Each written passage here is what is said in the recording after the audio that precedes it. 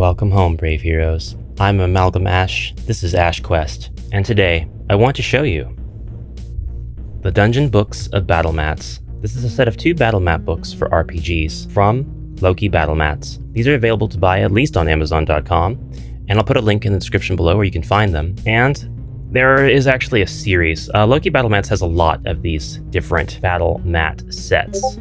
They have 3 in particular that are like this one, which is to say, a set of 2 ring-bound books that are 12 by 12, sporting 1-inch tiles. And not only that, but they can be combined to create a nigh limitless amount of map configurations and combinations.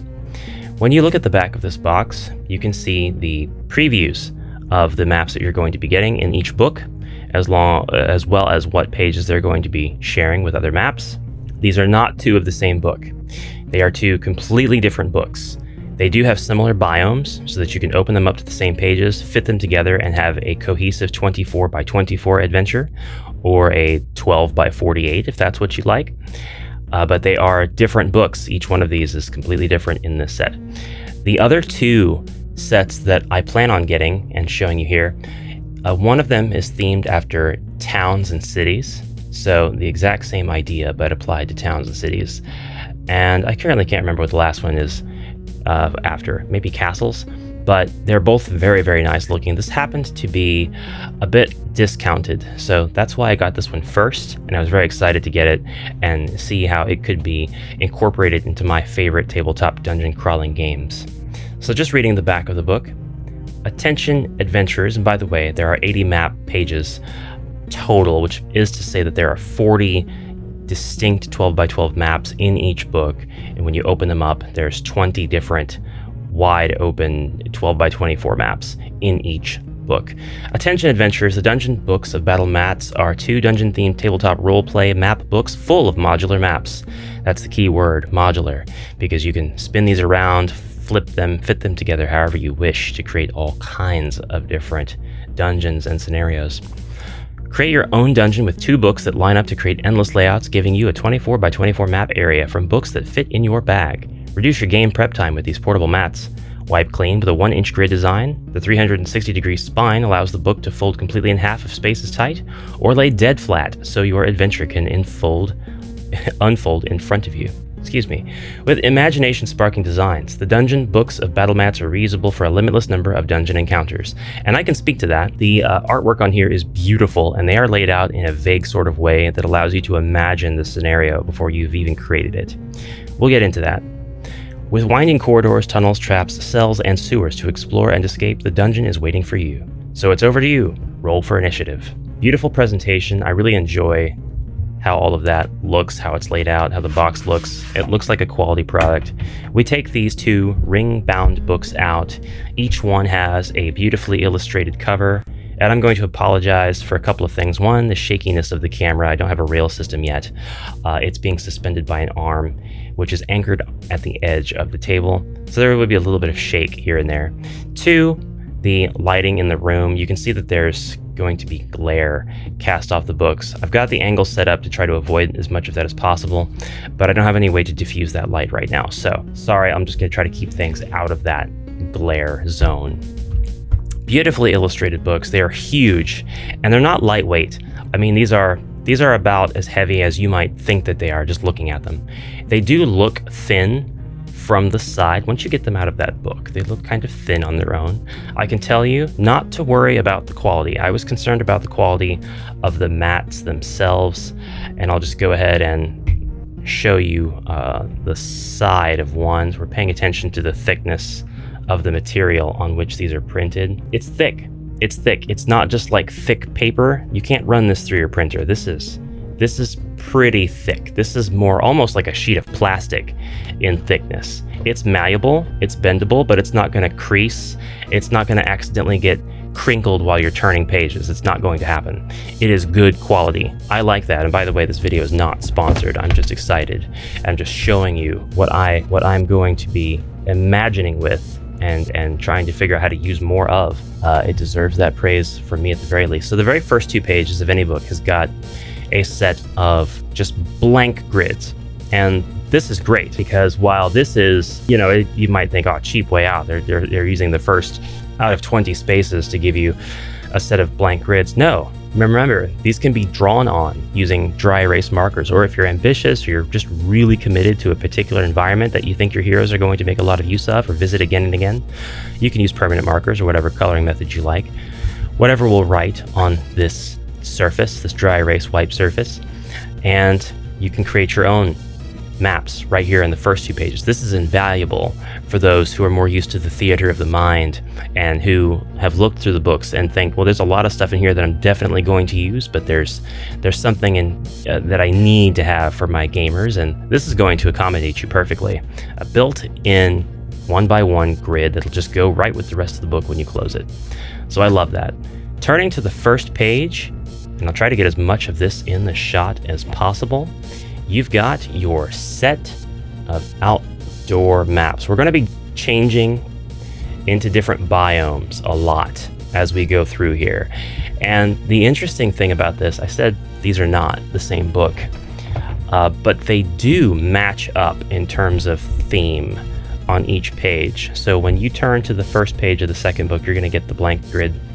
And when you turn to the next set of pages, you're going to get an outdoor map that perfectly complements the outdoor map in the first book. Perfectly.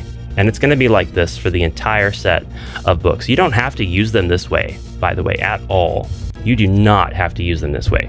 You could take this book and you could fold it up and you could have it link up here, or you could rotate it 90 degrees. You could have it encroach on the space. You could have it sit opposite the other map. These can be used however you like, and the more you fiddle with these designs and rotate them and set them next to each other and use different designs from different books, the more you're going to imagine how these scenarios can be made and used. And it's really, really good. But we'll go ahead and try to, I think, to get both of the books in the frame, but I don't think that's going to be possible, so hold on. It's not really possible, so I'm going to do my best to show you the contents of both books individually, and then I'll lay them out to my favorite format configurations. I'll take the camera and we'll handhold the camera and zoom way out. So if you're interested in that, I'll go ahead and do that for you. But first, we'll get through these books. We've got on the next set of pages our sort of ruined temple, wide open spaces, Colosseum style almost. Then we've got dungeon. And this, and I apologize for the glare again, this is, as I said, what I'm really excited about, because maybe I didn't say that. This is actually very congruent with the design of HeroQuest. And these squares are the exact same tiles. I'm using, it's the exact same size. I'm using the HeroQuest board as sort of a backdrop to this video. You can see it in the back behind this book. You could easily transition your heroes from the HeroQuest game system board to Loki's battle mats. You'd have a lot more open space, and I mean it's gonna feel alien because you don't have a lot of one tile wide corridor and the rooms are massive, but you could still do it and you'd have a limitless new amount of scenario possibilities for your table of heroes. These rooms in particular are separated by a wall that is not the space of a tile. It's not the width of a tile. So it works just like the HeroQuest walls on their board. As you can see down here, thin white lines that separate the tiles into different rooms. However, because this is designed for that theater of the mind play style, it does have places where, they definitely put doors for you. They put open spaces. You don't have to put doors there if you want, but you could, and it would only enhance the map. So you could set up your HeroQuest or whatever miniatures game, dungeon crawler that you like on these maps, open doors, continue to fight monsters. You'll see that the monsters and the heroes fit perfectly on the 1" by 1" tiles, and that has to mean that the furniture fits perfectly where and how it's supposed to fit as well. So in this room, I have created a library, and in this upper room, we will put the weapons rack. Now we just have all kinds of stuff we can do. I'm laying stuff out, and the rule is you don't do that unless the heroes can see into the room, but I'm just illustrating for you what this looks like. I had my doubts about buying these for this purpose, but actually I would really appreciate HeroQuest scenarios encroaching onto these maps, because we have so much room for furniture that nothing is cramped into a tiny little box like it is on the main board. A lot of us have asked for an alternate board, something that just has a different configuration of tiles on rooms. And I mean, a room that any kind of rooms that are this size would be awesome. I know if you're playing HeroQuest in general, you can just imagine that the lines aren't there. And there are many quests, both official and non, that do this. I know. It is nicer, in my opinion, to have the wall actually not be there. It makes it much easier to visualize for all of the players than it is to say, just pretend these walls aren't here. But that's just me. And of course, I play the quests either way. We have this room go into a giant, this hallway go into a giant room with stairs that give your players that sense of depth. And that's very nice to have. It's just like playing with the Keller's Keep stair tiles. I'm bending these pages a little bit more than I would normally because of how low the camera arm sits, and they'll collide if I don't. We have another room, this time with a couple of side rooms, closeted areas. We have what looks like a grand sanctum where anything could be going on here. There could be a ritual summoning that you have to stop. The summoning could already be done. There could be a giant dragon hanging out in the center of the board. And we could just go ahead and put a dragon there. And yeah, we've got our battle just ready to go. Put the heroes down and you're done. Moving on, these are a set of indoor spaces. This one kind of looks like it's supposed to be before the king. There's two sets of stairs leading up to the throne, which is settled on a platform. There's an exit right behind the throne. Wonder where that leads. All of these maps have standardized exit and entry points, you'll notice. Or maybe I haven't put this up close enough for you to notice. They all have places at the edges of the maps where you could easily link them to the other maps in the books. They don't all have to be here, of course. You can shoehorn whatever you like. As far as the art is concerned, though, there are definite points of exit and entry for these maps. I don't know that I'm really doing the art justice. It is beautiful. It is perfect. This art is great. There's almost a couple of places where it's too realistic, like right here. They must have created a real life texture and then digitized that to make that cloth there, I think. But like everything else is so nice. You're not going to have any complaints about the art, I don't think. So moving on. Oh, we could probably take and test a tile soon as well. Coming up, maybe. I love this set of maps, not to cut myself off. You could have all kinds of scenarios with these ruined temples scattered about. And there's a clear path coming in through here and here. And there's a bit of a wall behind the ring binding that you can't really see. So you could ignore it if you want, but there's a clear opening through these top two tiles as well to go on to the next map, should you choose to use this map. And then you've got lots of room options in here as well as a hallway with more of the blue stuff. And this could just be water. It could be a noxious gas. It could be a fairy-like liquid from which good magic or healing magic emerges. It could be a disgusting, poisonous liquid from which abominations emerge. It's up to you. It is up to you. We're going to take a look at tiles, though, that come with HeroQuest and place them on these maps and kind of see how they look. We've got some just completely wide open maps that don't have any walls or division of any kind. This is for more wargaming type scenarios. But you could take like this tile from Crypt of Perpetual Darkness, just a tile of the inn, and you could say, well, bam, there's an inn, or a tavern, I guess, really is what it would be. But I mean, you could say that there's a second story and that it is an inn, if you wish. And bam, there's the door leading into it. We now have a tavern situated on the center of this otherwise wargaming map, creating more of a scenario. Oh no, the undead are just outside, and your barbarian and your dwarf, where's my dwarf? dwarf are trying to enjoy a nice cup of grog. How dare they?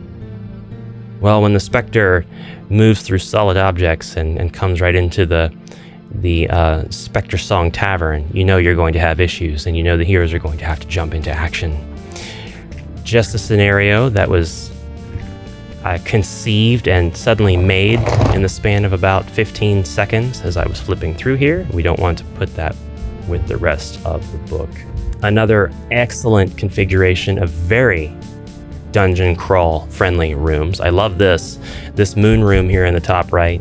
You could easily put some sort of key item or themed enemy or NPC, or require that a spell be cast here in honor of the moon. You've got a sunroom here in the bottom left as well. It's not as obvious, it's not as brilliantly displayed, but there is a tile that looks like it could be representative of the sun. You could do something with the torches as well. We have more of these rooms, by the way, and like I said, the second book does flip open to pages that correspond to these as well, and you don't have to play them that way, and you could just play the second book maps by themselves or whatever you want to do, but that does mean that you have all kinds of different rooms and corridors and hallways that you could play for your maybe HeroQuest expansion. This is the same. There's lots of rooms here. You could tell that these are jail cells because there are explicitly bars. You can see the top cutaway view of the bars in front of these cells. So a prison from which your heroes could break free and maybe start in different rooms even, because there are so many cells here. They could work together to free some of the NPCs, or be careful, it's actually a prison where monsters are breaking free of their cells. Yes, I'm using a lot of the undead for this video. I really love the HeroQuest undead, the armored skeletons. I'm a sucker for a skeleton in a suit of armor. All right, moving on. Love this big room here, by the way, as well. It's beautiful. You can choose to use any of the subtle elements on the map that you like, such as the manhole, or the grate rather, here at the bottom of the floor. There is one on the other map, so you could say that they connect, or you could say that they don't, or you could have your heroes search them and give them something. They could also be monster spawn points. And I love this combination right here because, one, there's a lovely bridge, beautiful environment here on the bridge, separated by water. You have to get across the water to get either to the landmass on the right side or to the crumbling entryway that goes into the interior on the left. And you could use any manner of transportation method. You could teleport, you could use magic, you could swim across. There could be all kinds of different dangers there. You could use rope, a zip line. You could take the dwarf and toss him. Whoops, we've skipped a page. Here we have more map elements that you could choose to use or ignore, this time glowing fungi. And these caves have verticality to them. There are places where you can drop down, and you can say once you drop down, there's no going back up. You know, maybe you enter this level and you don't have your climbing tools or any sort of rope or anything. Maybe these are very steep, tall drop-offs of like 10, 15, 20 feet. So you don't necessarily have to follow any sort of hint in the graphic imagery. You can just completely ignore it, or you can expand upon it. We've got a little bit of a room here that could be used for a short rest, and then a set of stairs that go up to the wooden platform into our next biome, which is very wide open. Again, we have hints of climbing and verticality here you could use if you wanted. More rooms, wasting away, crumbling away. A beautiful interior, this time a library, and the library is built right into the map. You could still, of course you could take your library shelves and populate certain sections of this, or you could just put them on tiles to supplement, because after all, these aren't quite the same bookshelves. They're more like tables that have books set up on them, separated by stone dividers. It's a very curious way of doing it, but it looks really, really nice anyway. And we've got an opening here. We could put a bookshelf in front of that to make sure that nobody gets confused and thinks that they're able to escape this library of the damned. And then we have another room, which we could choose to completely wall off or incorporate into the first map. And this is just the same, but it's a ton of books everywhere. There's just books all over the place, and perhaps there is an epic boss battle that has to take place here.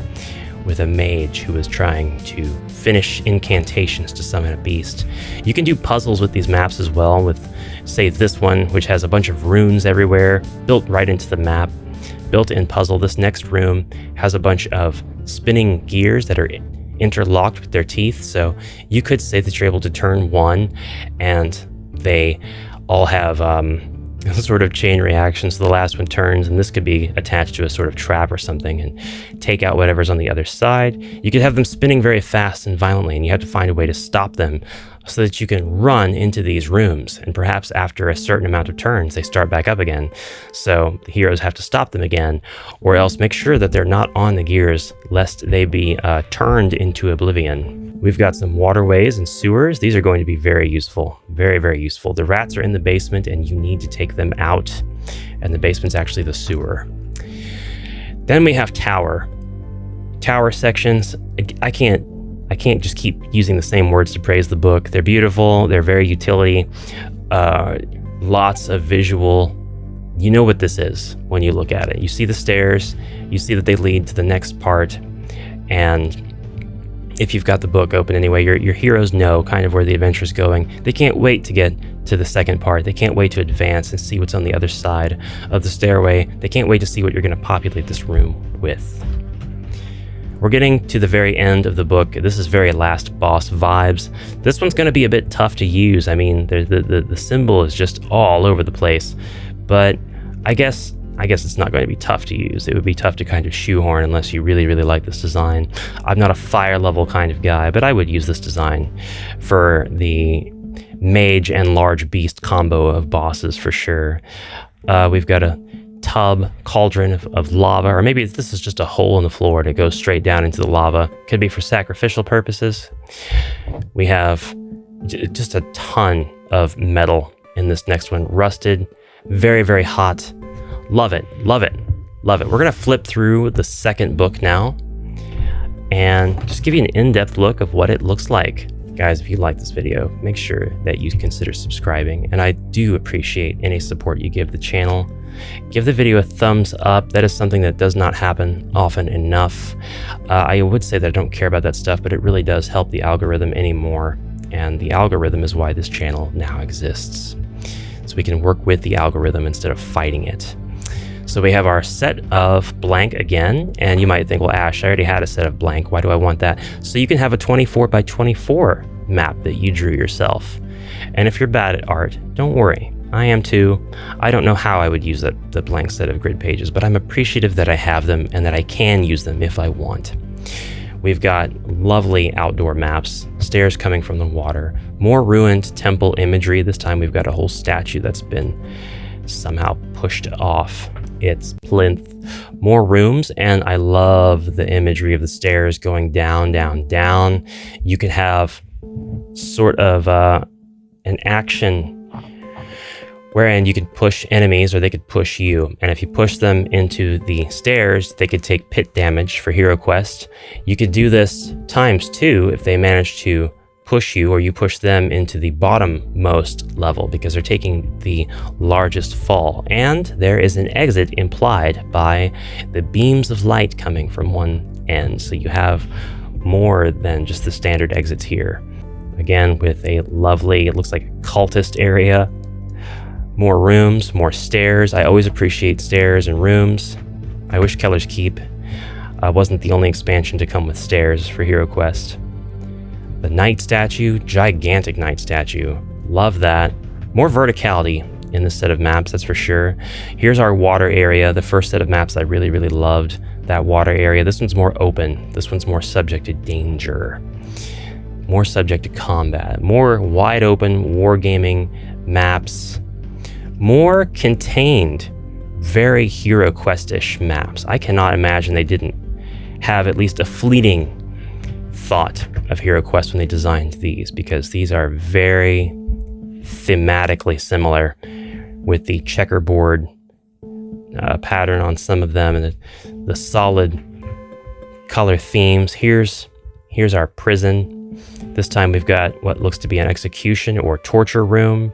Perhaps it is used as a gladiatorial pit between prisoners for the enjoyment of the guards. It'd be very dark. winding paths, a labyrinthine set of corridors through these rooms, opening to our next page. Sometimes they stick a little bit, but it's not a problem at all. Ruins and more rooms of ruins, caves, lovely, beautiful caves. I would love to go through these caves with my heroes. Lots of challenges to your line of sight. Can the hero see from here to here? Yes, definitely. Line of sight's unobstructed. Can they see from here to here? That's up to Zargon. Some of you may say yes, some of you may say no. Some of you may say, well, duh, Ash, the answer is clear, and then not tell me at all. This one's really interesting. It goes outside from the caves. There's a bit of a climb that has to happen before you can get into the entrance. And then we're at our library already with our second book. There's not fewer pages. There's the exact same amount of pages. We're just flipping through a bit quicker. We have this ridiculous map here that I imagine they just were like, oh, we got to put it in there because we just have to. It's the longest corridor in the world. This would easily take up like half an hour of gameplay for your heroes to reach from point A to point B, doing nothing but walking. I would have traps littered through here. That's what I would do. Just monsters and traps galore. It is your right, after all, as the evil wizard player. We have more of the sewer, more wide open sewer. Could push the monsters into that sewer water. It would be gross, but it would be funny. Perhaps the abominations could heal if they got pushed into it. Here's our tower. So now your tower is actually 4 levels instead of the 2, and we have divisions in some of the rooms. Our last room doesn't seem to have a clear-cut way to get to it. It could be when you exit out one of the sides. This could be a pair of towers, and then this is the summoning room where something really bad's going to happen. Finally, here's our last set of pages where we have the lava room. All right, guys, so that's pretty much it. I'm going to take the camera now and show you some of my favorite maps in their 24 by 24 status. Yeah, here's the first one. I love the outdoor maps.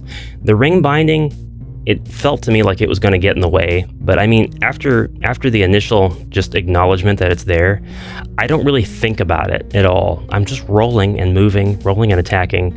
It's no longer really there. The theater of the mind kind of takes over, and it's not really that intrusive anyway, so I thought the ring binding was going to be a problem. It's not a problem. I love how these maps go seamlessly together if you line the books up like I did not do. So now I'm going to be wildly throwing the camera around while I do so. Yeah, they line up perfectly. It's a little bit different when you're trying to line up the book with another resource externally, like the board that's behind the books, the HeroQuest board right now. It'll line up perfectly with one of the pages, but not both, because this does create just the tiniest bit of a gap between the books. So along one axis, you won't be able to keep up the perfect grid line. It'll kind of creep out. I'll show you maybe here in a second, but first I'm going to show you just a couple more of these maps. This is what both of the books look like when they're shoved together, utilizing the maps that I identified as the most HeroQuest-like.